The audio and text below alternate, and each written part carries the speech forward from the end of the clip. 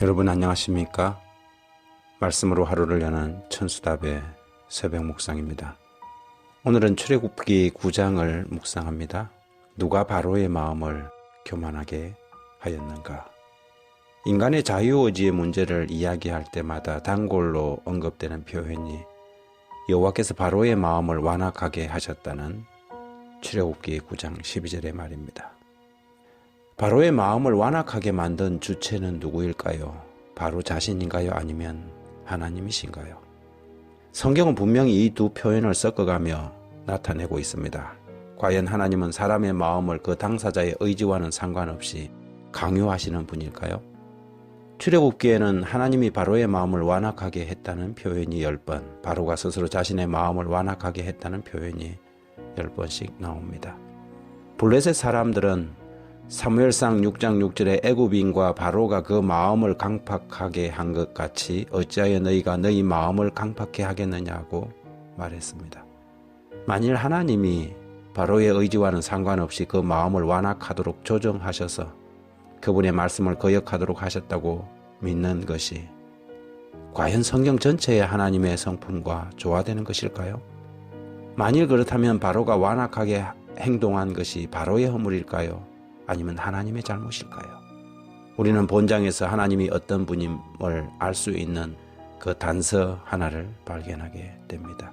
출애굽기 9장 20절 21절에 바로의 신하 중에 여호와의 말씀을 두려워하는 자들은 그 종들과 가축을 집으로 피하여 들였으나 여호와의 말씀을 마음에 두지 아니하는 사람들은 그 종들과 가축을 들에 그대로 두었더라.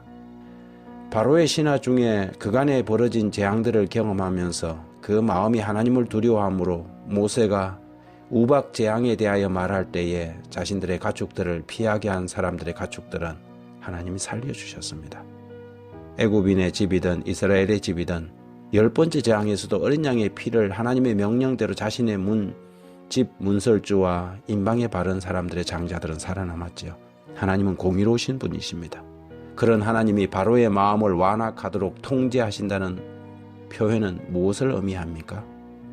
그것은 바로가 스스로 자신의 마음을 완악하게 했다는 다른 표현들과 비교해 볼 때 하나님이 바로의 마음을 완악하게 했다는 말은 바로의 완악한 마음을 용납했다는 의미입니다. 여기 재림교회 성경주석 출애굽기 4장 21절에 대한 주석은 이렇게 기록하고 있습니다.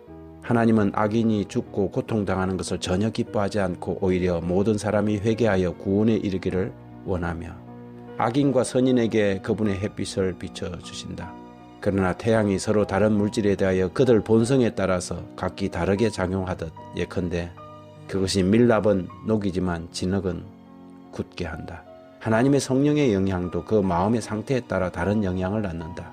회개한 죄인은 하나님의 성령이 그 마음을 회심과 구원으로 인도하도록 허락하지만 완고한 사람은 그의 마음을 점점 더 강팍하게 한다. 하나님의 자비가 똑같이 나타나도 스스로의 선택에 따라서 어떤 사람은 구원과 생명으로 다른 사람은 심판과 사망으로 인도한다. 하나님의 능력과 그분 자신을 경험할 때 사람들의 반응은 두려움으로 나타나지요. 하지만 그 두려움도 두 가지 길로 나가는데 하나는 더 완악해질 수 있고 다른 하나는 겸손해져서 하나님 앞에 자신을 낮추는 것입니다. 바로와 그 신하들의 두려움은 위기만 넘기려는 비굴한 두려움이었습니다. 따라서 재앙이 거두어지면 다시 완악해져서 하나님을 거역하였지요. 갈릴리에서 밤새도록 그물을 내렸지만 한 마리도 잡지 못했던 시므온이 주님의 말씀에 따라 깊은 곳으로 가서 그물을 내렸을 때 그물이 찢어질 정도로 많은 고기를 잡고 그가 나타낸 반응은 누가복음 5장 8절 시몬 베드로가 이를 보고 예수의 무릎 아래 엎드려 이르되 주여 나를 떠나소서 나는 죄인이로소이다라고 고백한 것입니다. 하나님은 사람들의 마음을 인간의 자유의지와 상관없이 통제하지 않으십니다. 그분은 사랑의 성령을 통하여 끊임없이 감화를 주고자 노력하지만 인간의 의지를 강요하여서 로봇처럼 그분이 사람의 의지를 좌지우지하는 분이 아니시지요. 만일 그렇다면 이 세상에는 죄가 시작도 되지 않았을 것이며 이 긴 세월 선과 악의 대쟁투는 계속되지 않았을 것입니다. 인간은 하나님의 장난감이 아닙니다. 인간은 하나님의 사랑의 지극한 대상이지요.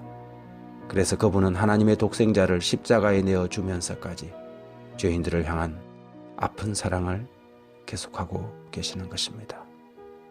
하나님 우리 아버지의 사랑을 알아 그 사랑이 전해올 때 겸손하게 굴복하는 저희 마음이 되게 해 주십시오.